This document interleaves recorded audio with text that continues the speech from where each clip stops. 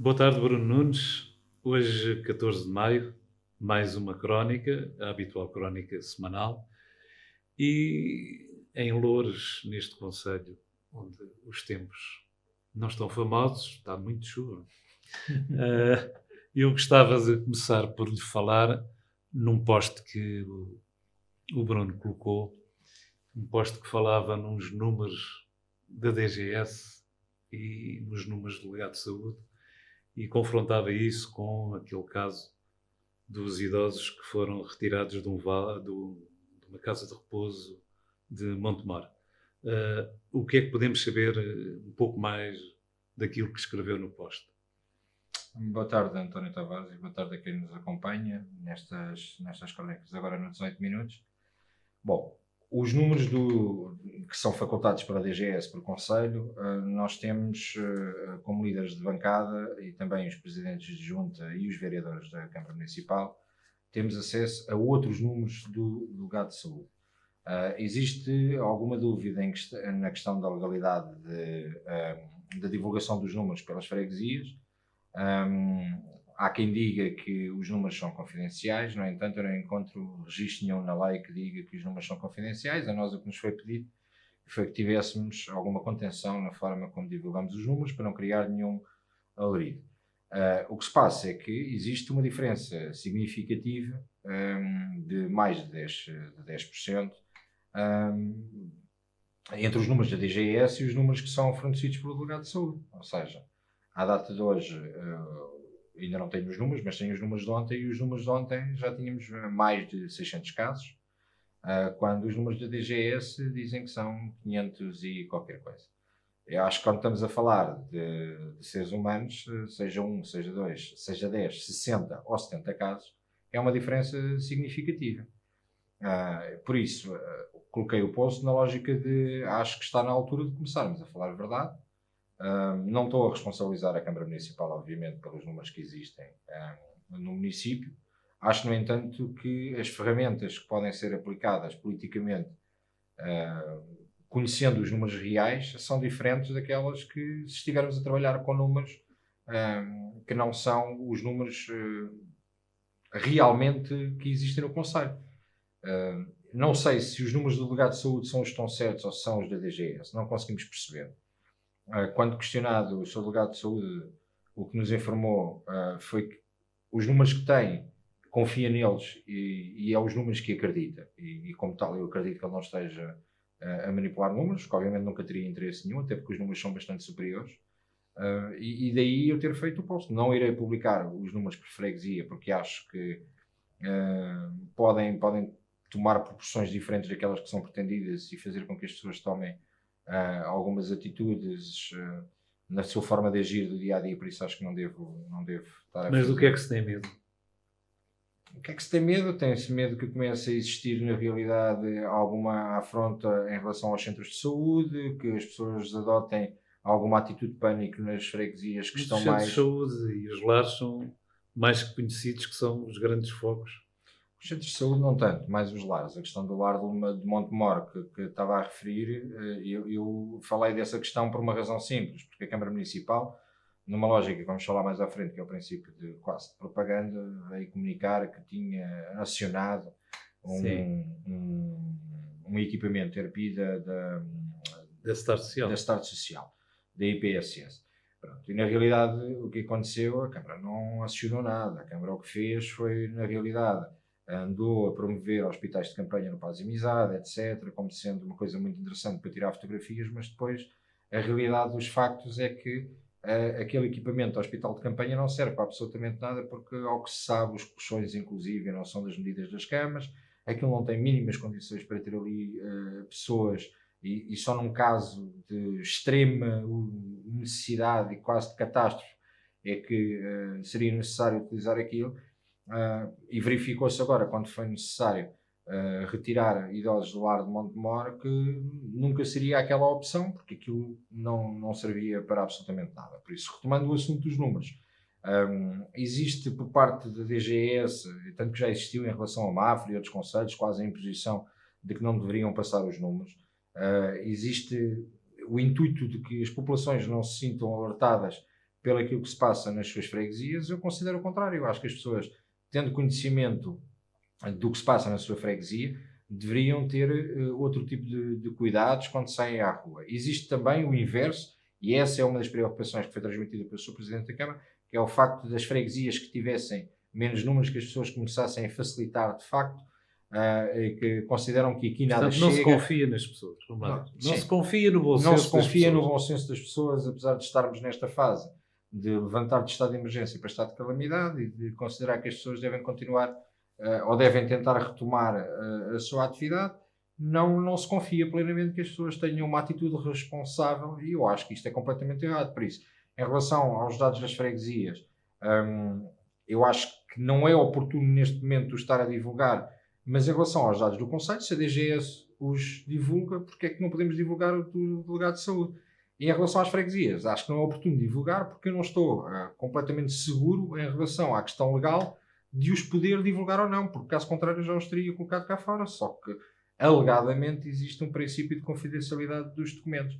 Agora, se já são divulgados os do município, eu continuarei a falar sempre que existam estas discrepâncias, e atualmente existe uma discrepância de 70 e tal. 70 e tal Mas não será também que, ao sabermos que na freguesia X o caso é mais grave, não haveria uma exigência até da própria população para que fossem tomadas medidas também maior petilância para tutelar o Mas as fenómeno? medidas não são só da responsabilidade, e aqui eu percebo a questão da Câmara, não são só da responsabilidade do município, ou seja, nós temos aqui, por exemplo, a questão dos transportes, da rodoviária de Lisboa. A rodoviária de Lisboa entrou em layoff, continua a fazer os transportes. Ou seja, nesta altura que entramos no estado de calamidade e que as pessoas começam cada vez mais a ir trabalhar, com a questão do layoff, o que acontece é que os autocarros estão completamente sublotados, cheios de gente, as paragens completamente cheias de gente. Por isso, não é só uma medida da Câmara Municipal. Não é só dos transportes, mas diga-me, por exemplo, as paragens são desinfetadas, as ruas estão desinfetadas, Continuam os sítios que são de grande afluência das pessoas. A lavagem de ruas é uma competência das juntas de freguesia. Pois, eu não estou a discutir a competência, A estou a maior dizer parte- se as tarefas são feitas. A maior parte das juntas de freguesia continuam a promover, não com a frequência que faziam ao início do estado de emergência, mas continuam a fazer, até porque receberam aquele bónus extraordinário do hipoclorito, que custa €1 por parte da Câmara Municipal, e por isso têm à partida equipamentos e hipoclorito suficiente para fazer a lavagem de ruas. Pronto.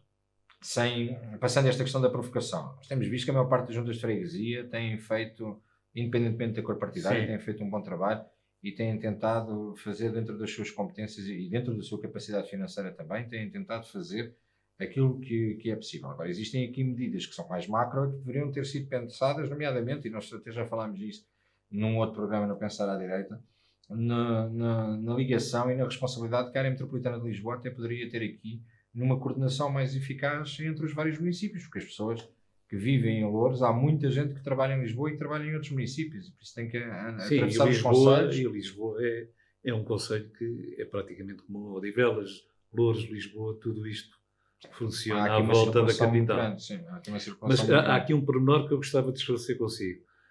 Foi dito que foi ativada a IPSS Estar Social. Sim. Isso não corresponde à verdade.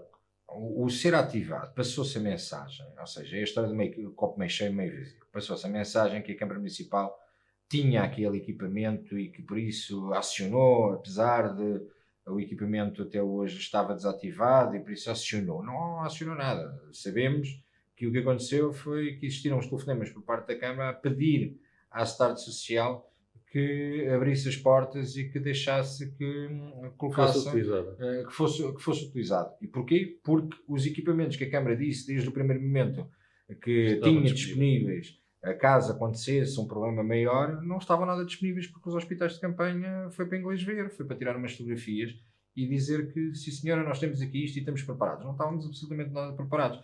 Mas isto vem na sequência daquilo que nós já falámos quando começou o estado de emergência, o primeiro estado de emergência, eu considero que algumas pessoas da Câmara Municipal não tiveram noção da dimensão, ninguém tinha a noção da dimensão do que isto do Covid teria, mas algumas pessoas descredibilizaram por completo isto, e alguns dos vereadores descredibilizaram por completo isto. Acharam que isto era uma situação que não ia matar assim tanto, que isto não ia atingir assim tantas pessoas. Aliás, existem conversas acerca disto, nomeadamente com trabalhadores do município, onde foi dito que claramente isto não era agora uma coisa que vinha aqui matar toda a gente, etc. Por isso não levaram o assunto de uma forma correta, no meu entendimento, menosprezaram isto, criaram os hospitais de campanha que nem colchões têm, serviram apenas para o município, gastou dinheiro com aquilo e não servem para absolutamente nada. E agora estamos numa fase em que entramos na fase da propaganda, que é, o Sr. Presidente dizia há uns meses atrás, ou há um mês e meio atrás, não nos vamos pôr em bicos de pés a ver quem fez mais e quem fez menos.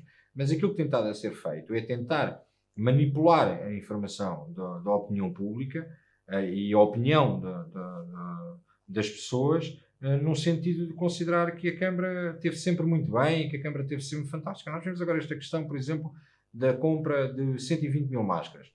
Quando se comprou na encomenda com a área metropolitana de Lisboa, compraram-se 35 mil máscaras, a pouco mais de 60 cêntimos por máscara. Agora, optou-se por comprar a 2,75 € 120 mil máscaras, quando na fase de maior calamidade e de maior emergência não se pensou nisso, podia-se ter feito uma encomenda muito maior.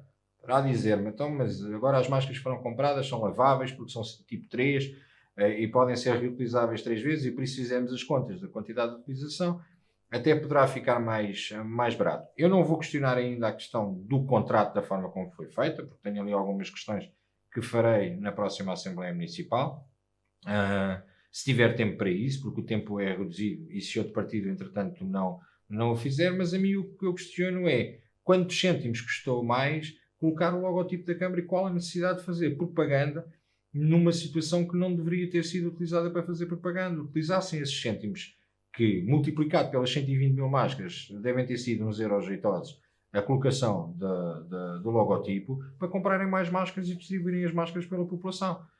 Por isso, essa questão de andarmos aqui constantemente a tentar puxar os galões, a dizer nós fizemos, inclusive temos a situação, e passando já para outro ponto, a situação da petição do Chimar. Sim, a petição. O que é que foi feito para a classe média? O que é que foi feito para aquela que foi a classe mais afetada com tudo isto? Com a questão do trabalho, com a questão dos layoffs? O que é que foi feito? Nós fizemos uma petição, da qual eu sou o primeiro peticionário, que chegou praticamente, são quase 900 assinaturas. A petição foi entregue para a redução imediata da fatura do Chimar a Loures e Odivelas. Foi subscrita aqui por mim em Loures e em Odivelas pelo João Pedro Galhofe do CDS. Por isso foi uma questão completamente apartidária. Foi uma questão que nós achámos que fazia sentido reivindicar. A petição foi entregue no dia 20 e qualquer coisa do mês passado, já não me recordo o dia em concreto, que foi enviada para o Sr. Presidente da Câmara Municipal de Odivelas, que acumula a função de Presidente do Chimar, e para o Presidente da Câmara de Loures. Eu recebi a resposta há 2 dias, ou ontem, já nem me recordo se foi ontem, se foi há 2 dias, e basicamente o Sr. Presidente diz-me que a petição nem sequer está prevista de fundamento, porque se refere que a recolha do lixo está reduzida a 50%. Eu nunca disse isso, não está escrito em parte nenhuma da petição. O que nós dizemos na petição é que os trabalhadores foram colocados em rotatividade de 50%, ou seja, os que trabalham agora, 50% estão em casa e depois vão alternando. Foi uma medida que adotaram, eu fui contra ela e disse o porquê, mas chegámos a uma altura que isso prejudicou gravemente a questão da recolha do lixo. Eu não disse que o lixo estava a ser recolhido a 50%, mas vamos ser claros, toda a gente que mora em Odivelas e em Loures, existem várias situações nos 2 concelhos onde tivemos mais de uma semana onde o lixo não foi recolhido. E quem disser que é mentira, nós temos provas que isto é verdade. Temos fotografias e temos provas que isto é verdade. A petição não teria sido nada mais nem nada menos do que minimamente justa de fazer um acerto àquilo que era a fatura das pessoas, quando as pessoas agora estavam em casa a consumir ainda muito mais águas, e existia forma de pelo menos mostrar um sinal. E isso não punha em causa, digamos, a saúde financeira do Chimar, como alguns diziam? Olha, a saúde financeira do Chimar, obviamente os Chimar iam ser afetados. No entanto, os consumos aumentaram. Os consumos de água aumentaram. Okay? Por isso, a faturação do Chimar, eu acredito que nestes meses de pandemia tenha aumentado também. Independentemente disto, que é especulação, porque eu não tenho dados sobre isto, existiu um decreto aprovado na Assembleia da República que garante a possibilidade destas empresas municipais, nomeadamente empresas tipo o Chimar, que poderiam ter pedido uma moratória de 3 meses aos seus fornecedores, ou seja, neste caso a EPAL, entre outros, porque não são só a EPAL que são fornecedores do Chimar, mas poderia ter sido feita uma moratória. É verdade aquilo que o Presidente da Câmara diz, que ultimamente as medidas tomadas pelo governo fizeram com que a água ainda estivesse mais cara e que tenham colocado o Chimar numa posição financeira complicada. Mas nós damos autorização ao Chimar para fazer empréstimos para tanta coisa, que nesta fase em que dizemos às pessoas façam empréstimos para se aguentarem, a empresa municipal teria a responsabilidade de o fazer também. Em último caso, teria uma responsabilidade de tomar uma atitude financeira de poder precaver aquilo que iria acontecer. Os Chimares nunca iriam fechar, porque são uma ferramenta essencial, quer para o município de Louros, quer para o município de Odivelas. Obviamente que eu não considero que fosse esta situação de uma redução que iria colocar em causa a viabilidade financeira do Chimar. Acho mais grave ainda quando a falta de atitude é ideológica, porque aquilo que o Sr. Presidente me responde na carta é, para além de considerar que não existe fundamento porque diz uma coisa que eu não disse, considera que quase, porque já utilizou essa expressão comigo, não escreveu na carta, mas utilizou a expressão numa videoconferência comigo, que acha que é lamentável que nós não façamos este pedido também às empresas de gás, telecomunicações e energia, porque durante este período faturaram muito. Mas vamos ver uma coisa, eu sou deputado municipal, não sou da DECO, e como deputado municipal eu tenho que fazer, apesar de eu ter feito aquilo como cidadão, a petição foi feita como cidadão, mas nós estamos a falar com um organismo público, estamos a falar com uma instituição pública, estamos a falar com o governo local. Por isso, eu não posso, entretanto, quer dizer, eu posso mandar uma carta para a EDP, mas a EDP é privada. Eu posso mandar para todas as empresas privadas que eu entender. No entanto, nós temos que ter o contacto direto, numa lógica de proximidade e de política de proximidade, com os organismos locais e não com as empresas públicas. Eu sei que isto custa, e que ideologicamente temos sempre a situação do então e os privados, então e os privados, então e os privados. Só que isto malha-se nos privados quando dá jeito e outras vezes até se elogia. Aliás, já tivemos mais uma ação de propaganda aqui no Conselho, que já cá teve o Sr. Presidente da República, agora durante o estado de emergência, onde fomos visitar um privado. Foi só ao Vion para tentar passar uma imagem espetacular daquilo que é feito no Conselho. Por isso, temos que ter aqui um bocado de bom senso e, obviamente, a população de Louros vai reclamar é junto do município, não vai reclamar junto da empresa privada. Por isso, para mim, não faz qualquer sentido aquele tipo de argumentação. Lamentavelmente, a Câmara Municipal de Odivelas ainda nem respondeu. E quem deveria responder em última instância, que são os Chimar, Sim. nem deram uma resposta, nem confirmaram que receberam a petição. Por isso, nesse aspecto, tenho que louvar a atitude do Presidente da Câmara de Louros, que, independentemente de eu não concordar com a posição que ele tomou, mas pelo menos deu só o trabalho de me responder, como aliás tem feito em todas as perguntas que eu lhe tenho feito. Dificilmente temos um consenso e raramente existe um consenso entre mim e o Presidente, mas pelo menos ele responde. Portanto, de Odivelas e do Chimar não há, no Conselho de Administração, não há qualquer resposta. Nada, absolutamente nada. Até agora nada. E de todo este ambiente político que se tem passado aqui por Louros, há algum comentário que me mereça? António, eu acho que entre a oposição e o executivo. Agora estamos a chegar à fase que as máscaras começam a cair. Ou seja, andámos aqui meses onde justiça seja feita. Nunca concordei com as posições que eles apresentaram, mas tirando eu e tirando o Bloco, eventualmente mais ninguém fazia oposição. O resto, a oposição que fazia era nas reuniões de videoconferência, mas considerava que para a rua deveríamos dar um espírito de união e que devíamos estar todos unidos e que não devíamos criticar as posições. Há mais tempo o PS começou na Câmara Municipal também a levantar muitas questões e não alinhar pelo princípio de unionismo e de estamos todos no mesmo barco, etc. Ou seja, o PS já há mais de um mês também tem tomado posições claras de oposição concreta. Por parte do PSD, choca-me a questão, já o referi em diversos sítios, acho que o PSD já deveria ter tomado outro tipo de postura e de posicionamento. Começa-se a sentir isso a nível nacional, porque o próprio Rui Rio começa a ter uma postura já mais agressiva e de confronto com o governo, que não tem que obrigatoriamente ser negativo, mas é uma questão de confronto e de questionar e de fazer oposição. Aqui no município continua muito na lógica do colaborar. Pronto, e por isso eu desde o início fiz o meu trabalho, a população julgará e não estou não estou preocupado. Aqui concordo com o Presidente da Câmara, ou seja, isto não é uma corrida que eu não estou preocupado quem é que fez mais e quem é que fez menos. Mas agora na primeira Assembleia Municipal que tivermos presencial, para além de ser a altura de fazermos algum acerto de contas que é necessário e urgente fazer com o Executivo Municipal, há também que dizer aqui algumas coisas concretas a parte da oposição que se imiscuiu de fazer o seu trabalho. No meu entendimento, é a minha posição.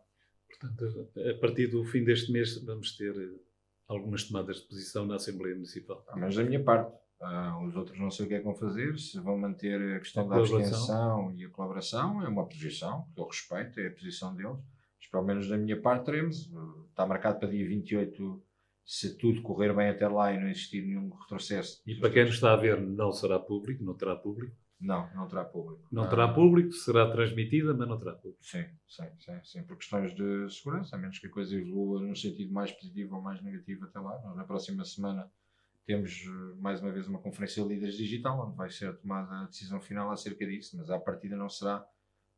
É pública no sentido em que é transmitida, mas não terá acesso de público por uma questão de salvaguarda de princípios de saúde, e aí estamos todos de acordo, porque já somos muitos dentro da sala, mais de 50, e se juntássemos a população aí, certamente seria algo irresponsável, e acho que aí é consensual que não deve ser feito. Ok, Bruno, acho que esta semana está feita a crónica. Então.